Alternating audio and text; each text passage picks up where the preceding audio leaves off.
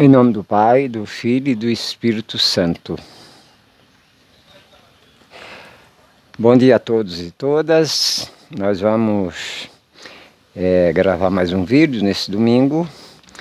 E eu desejo desde já um ótimo dia para todos os que estiverem assistindo. Eu vou ler um pequeno texto aqui. A figueira estéril. Jesus contou-lhe uma parábola. Um homem tinha uma figueira plantada na sua vinha.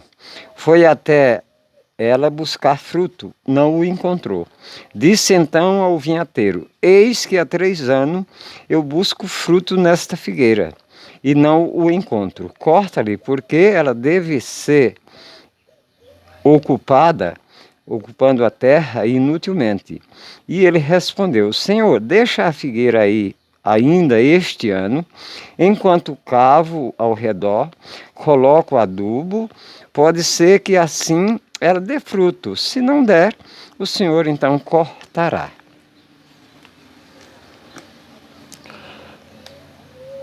Veja, irmãos e irmãs, o que é que o Senhor fala. O dono da figueira tem alguém que cuida da propriedade, ele não mora ali. E Jesus conta essa parábola, né? E o dono diz para o empregado, faz 3 anos que eu venho buscar fruto nessa figueira e não o encontro. Então arranca essa figueira daqui, porque ela está ocupando a terra, esgotando a terra e não dá fruto. O empregado então diz: Senhor, deixa mais esse ano, que eu vou botar adubo no pé dela, se não der fruto aí, então nós corta. E o patrão concordou. O que é que Jesus, que ele sempre contava uma história antes dele começar a falar alguma coisa, né? Ele conta uma história, uma parábola.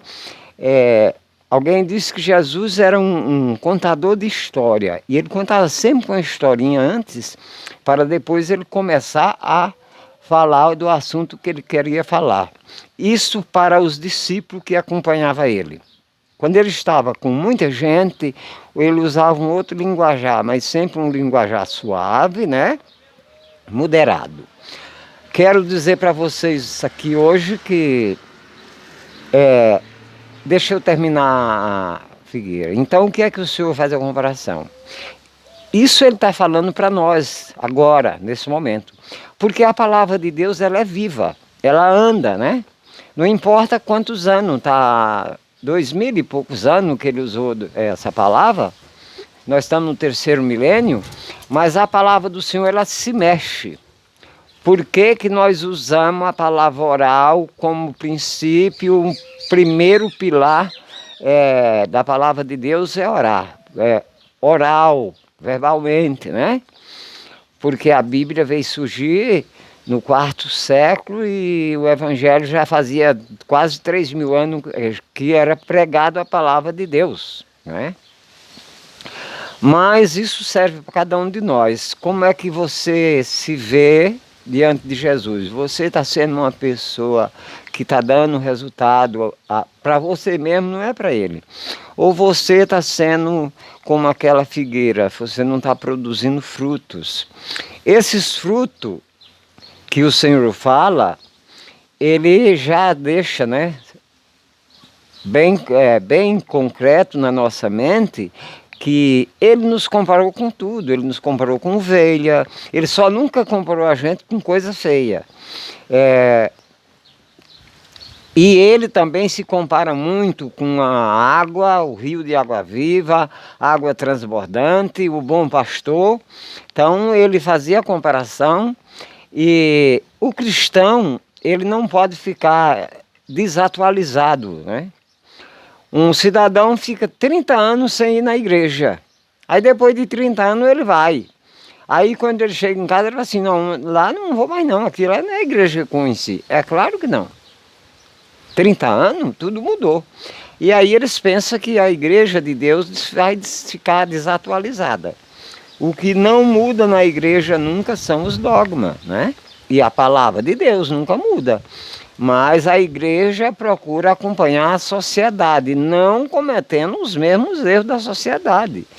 Mas o povo que frequenta a igreja, que somos nós vivemos numa sociedade.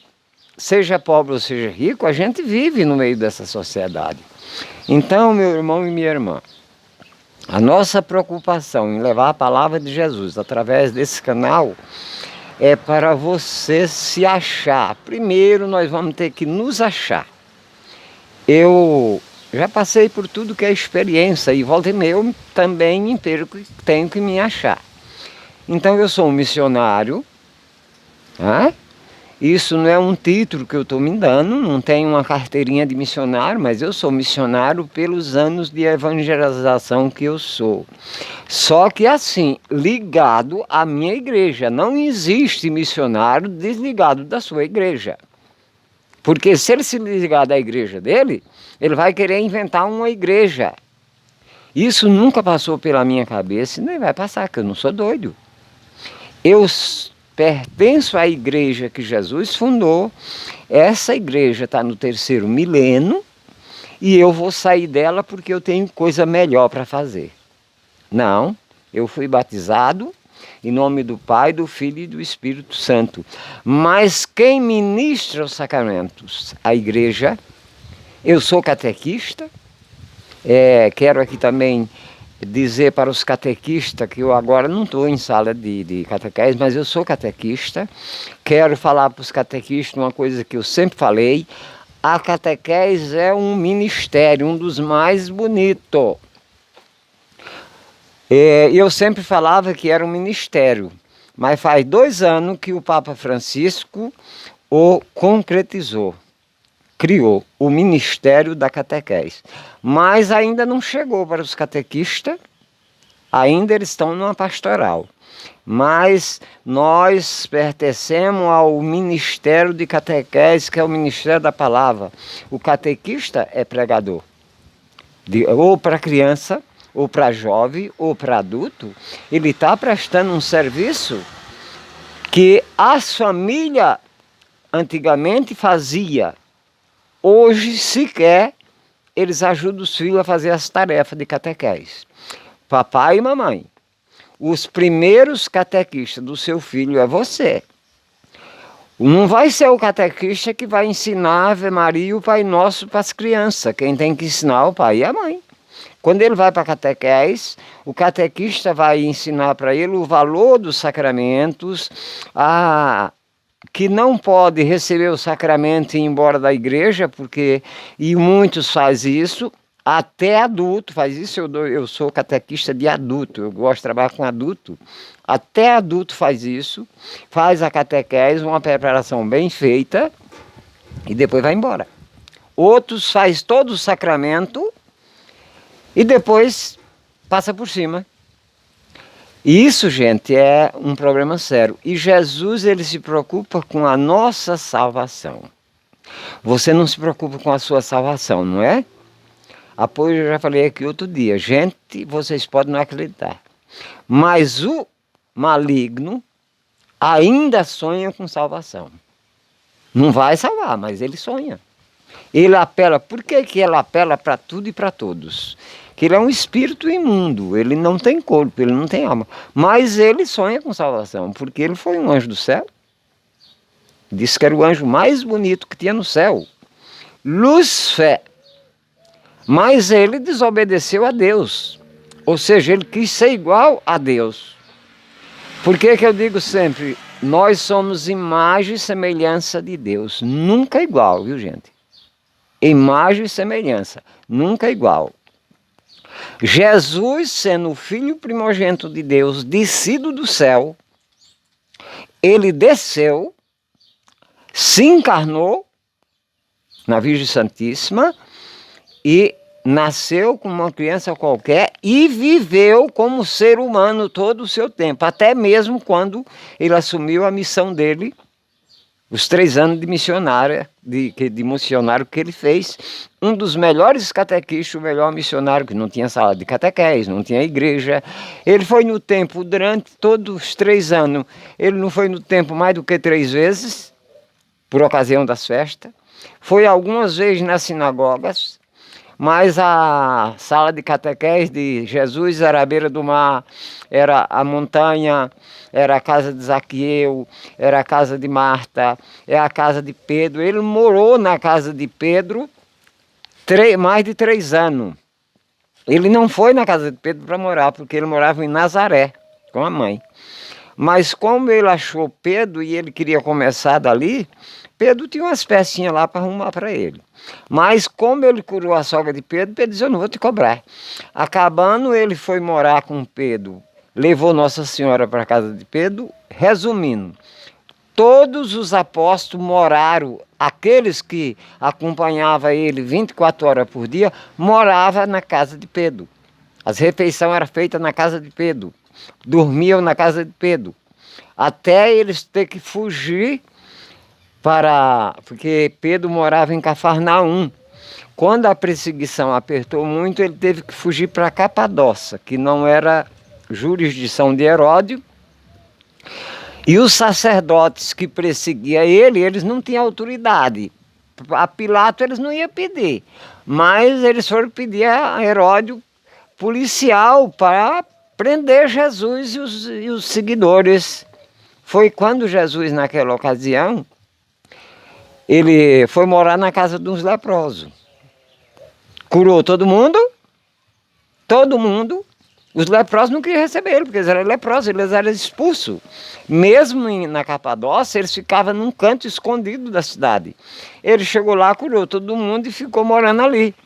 E o pessoal não ficou sabendo que aquele povo estava são, porque ele estava acostumado a não sair. Quando ele resolveu enviar os apóstolos a pregar o evangelho, mas ele queria ir junto. Sempre Pedro falou, não senhor, o senhor não vai. Por quê? O senhor nos ensina o que nós vamos fazer, o senhor fica aqui, porque se eles prenderem um de nós, não tem perigo, mas se prender você? Ele disse, você está certo, Pedro, eu vou ficar rezando por vocês. E enviou 2 a 2. E alguém falou assim, um dos apóstolos, diz, olha, primeiro eles não vão te procurar aqui, e eles vão ficar doidos, porque foi isso que aconteceu. Aí o pessoal não esperava aquilo e ele enfiou de 2 a 2. 2 foi para Cafarnaum, para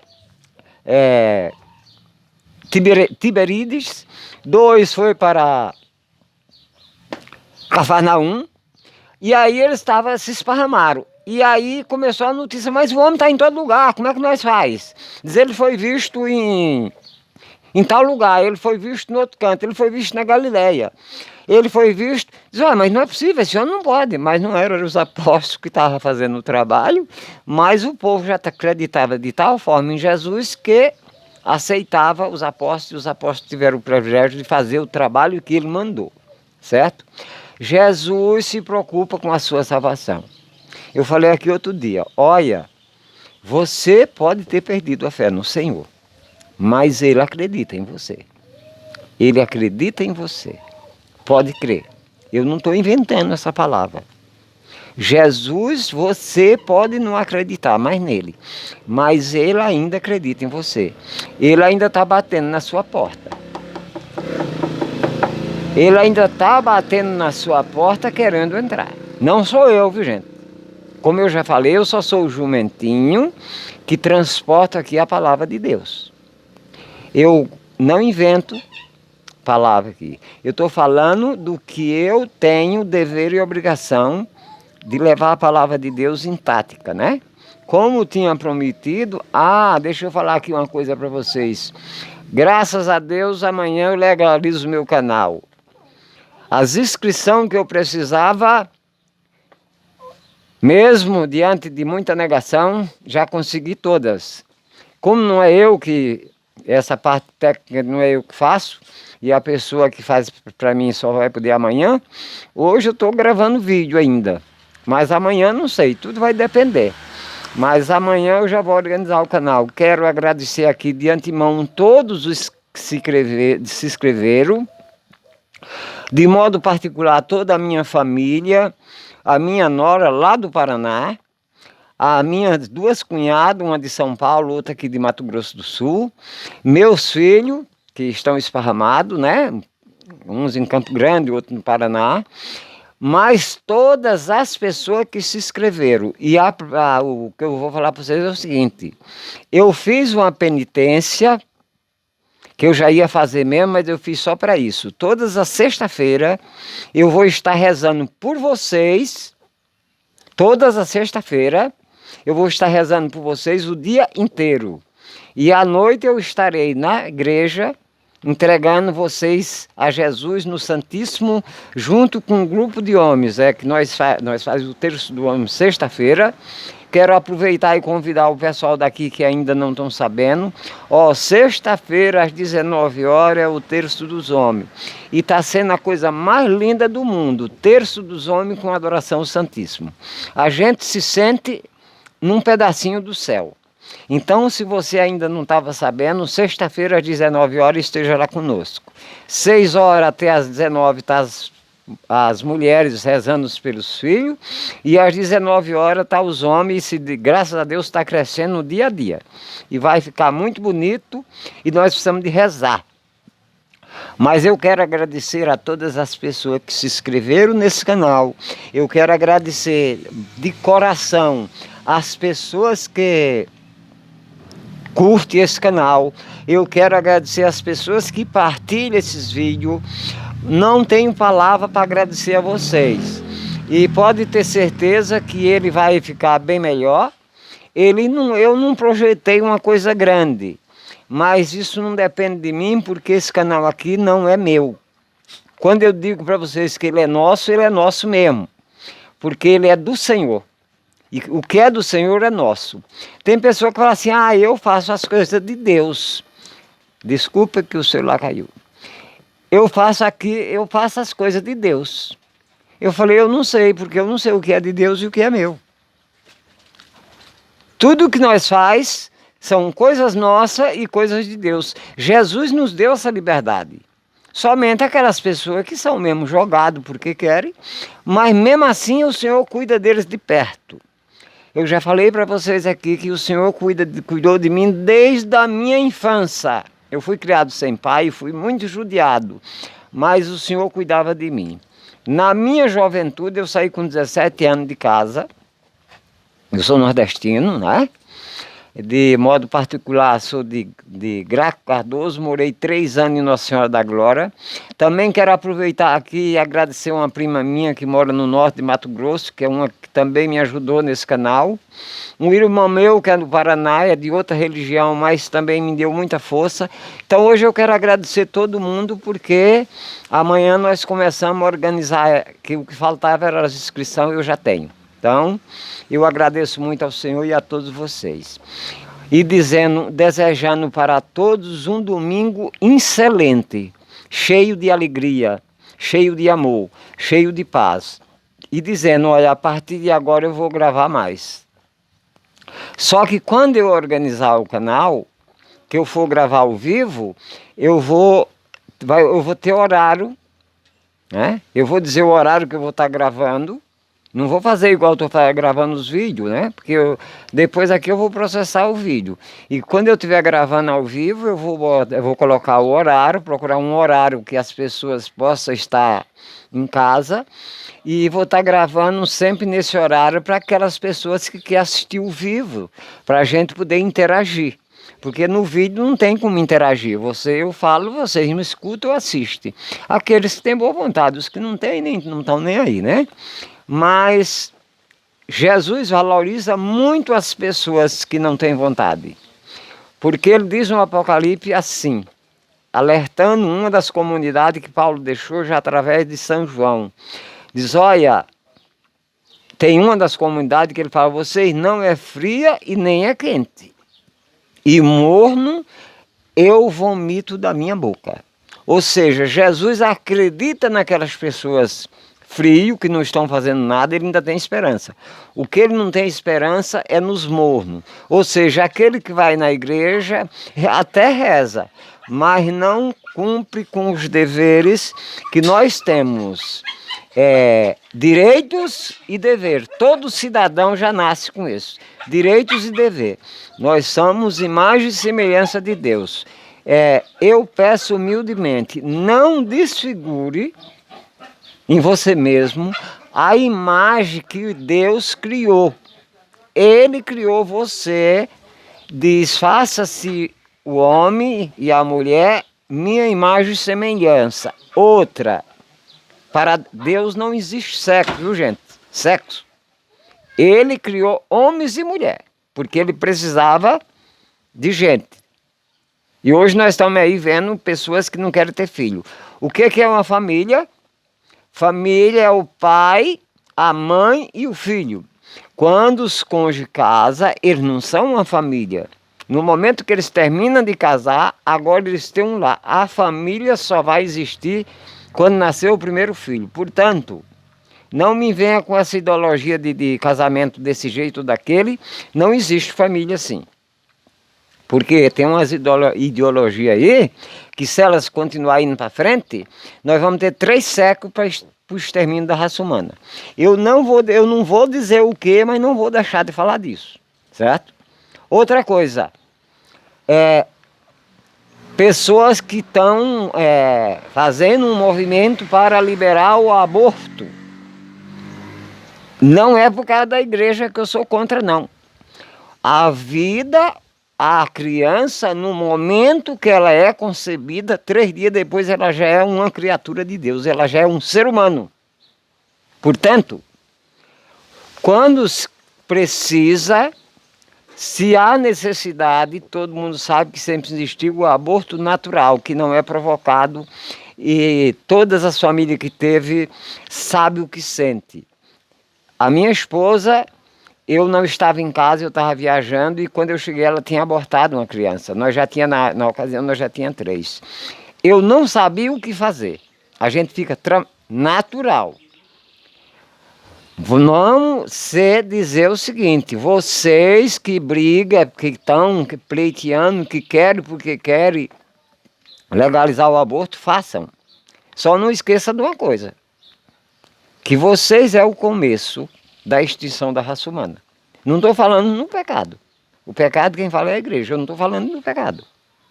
Vocês não façam isso porque você está sendo o começo do extermínio da raça humana.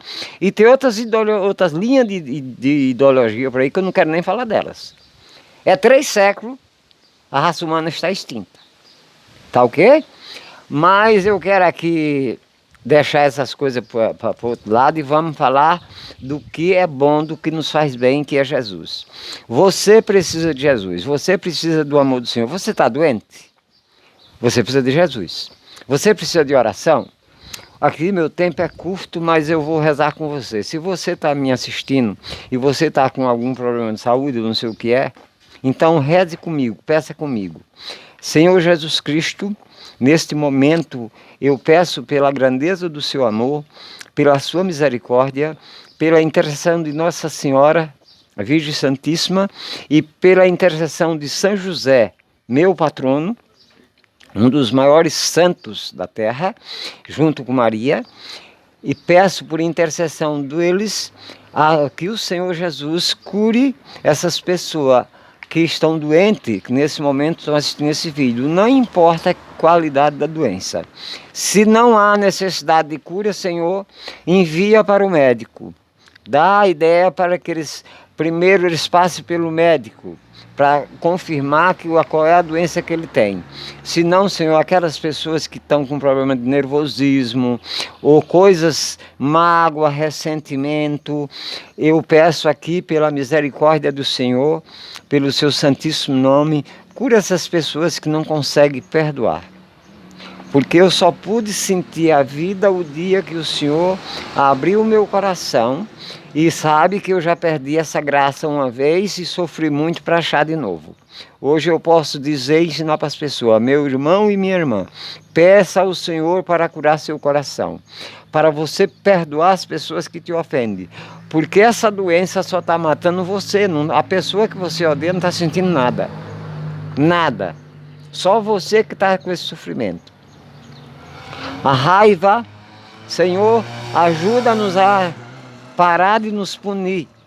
A raiva nós estamos punindo a nós mesmos por alguém ou por alguma coisa.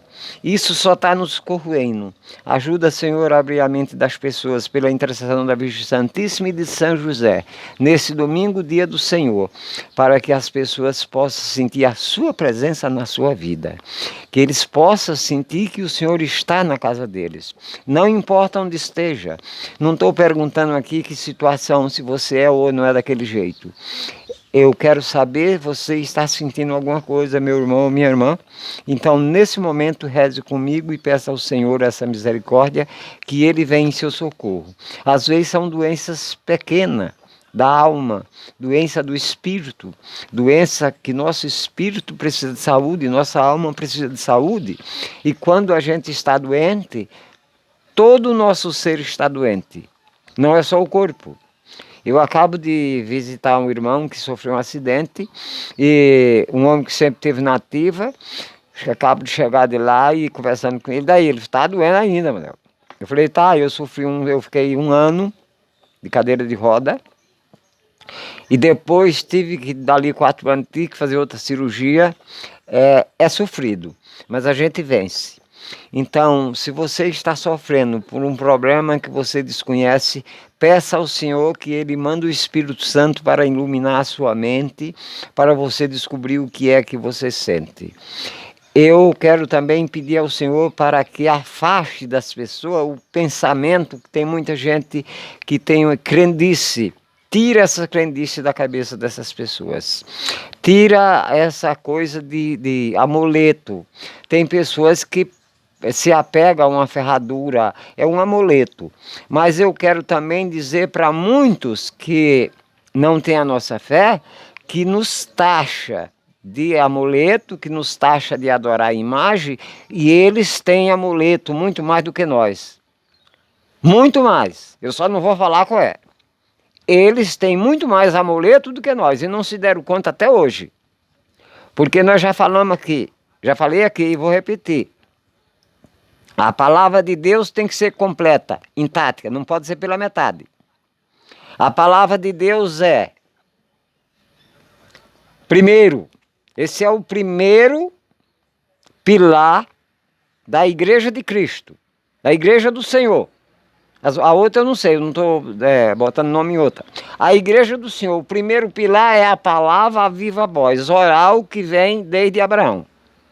E chegou até o 4º século. O segundo pilar é esse aqui, a Sagrada Escritura. Nós temos zelo pela Bíblia. E quero dizer uma outra coisa, e conheço. Não sou teólogo, mas conheço na prática. Tenho teologia bíblica na prática, tá bom? E o segundo pilar é o magistério da igreja. Se tirar o magistério da igreja, eu não sou mais cristão. Se eu tirar a Bíblia da minha vida, eu não sou mais cristão. Se eu tirar a palavra oral, eu não sou mais cristão. Então quero dizer para você, que diz para as outras pessoas, que a palavra de Deus, se não tiver na Bíblia, você não aceita, eu não vou dizer que você está errado, não. É a sua crença, é assim que você acredita, só que você não é cristão. Você lê a Bíblia e você sabe que quem fundou a Igreja de Jesus foi Ele mesmo, não foi ninguém não. Quem fundou a Igreja do Senhor foi Ele. Leia a tua Bíblia que você vai achar. Mateus 16. Tu és Ceifa, que significa pedra. E hoje, o nome de Pedro era Simão, Simão, filho de Jona. A partir de hoje tu és Ceifa, que significa pedra. Sobre esta pedra edificarei a minha igreja. Te darei as chaves do reino do céu. O que você ligar na terra será ligado no céu. O que você desligar da terra será desligado no céu. E quem fundou a igreja de Jesus? Ele. Sobre a pedra fundamental que é Pedro. Depois vá lá no capítulo 21 de João, que ele vai confirmar, está no capítulo 21 de João, que ele vai confirmar o primado de Pedro, com 3 perguntas. Porque se não tiver, para os historiadores, se tiver só um texto, não vale. Até os historiadores que não têm religião, sabem que Pedro é a pedra fundamental da igreja de Jesus. Jesus é a pedra angular. Ele mesmo se comparou. Ele fica em cima. Pedro é a pedra fundamental. Hoje, esta pedra chama-se Papa Francisco.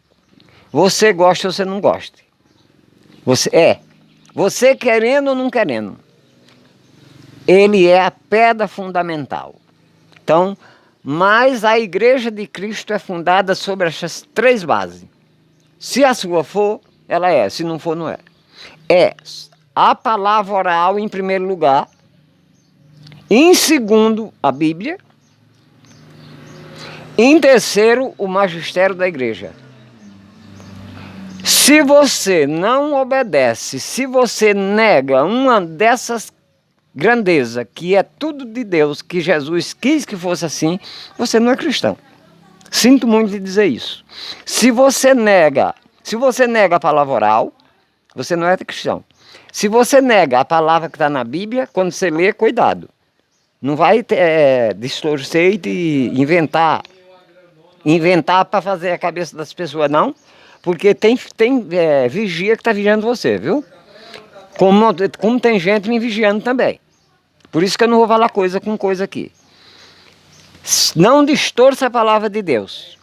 Não aterre os textos que vocês costumam fazer isso. Aterrar o texto da Bíblia, só falar o que vocês querem falar. E se enquadre na palavra de Deus.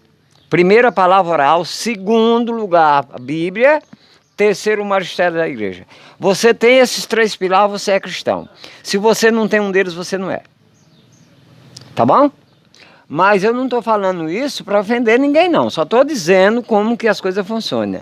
Gente, muito obrigado. Tenha um ótimo domingo. Que o Senhor abençoe a sua casa, a sua família e todas aquelas pessoas que têm algum problema de saúde, meu irmão, que está faltando na sua vida, Senhor. É Deus, é Jesus. Ele está batendo na sua porta. Aproveita e convida ele para entrar na sua casa.